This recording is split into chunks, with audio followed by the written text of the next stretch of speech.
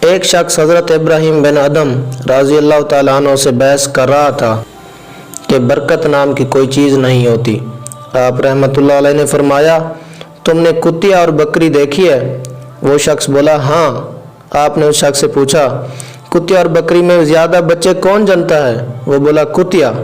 آپ نے فرمایا، تمہیں بکریاں زیادہ نظر آتی ہیں یا کتے؟ وہ بولا، بکریاں۔ حضرت ابراہیم ادم فرماتے ہیں، حالانکہ بکریاں ذبح ہوتی ہیں مگر پھر بھی کم نہیں ہوتی، تو یہ کیا برکت نہیں ہے؟ اسی کا نام برکت ہے۔ پھر وہ شخص بولا، ایسا کیوں ہے کہ بکریوں میں برکت ہے اور کتوں میں نہیں؟ آپ فرماتے ہیں، بکریاں رات ہوتے ہی فوراً سو جاتی ہیں اور فجر سے پہلے اٹھ جاتی ہیں، اور یہی وقت نزول رحمت کا وقت ہوتا ہے، لہٰذا ان میں برکت حاصل ہوتی ہے۔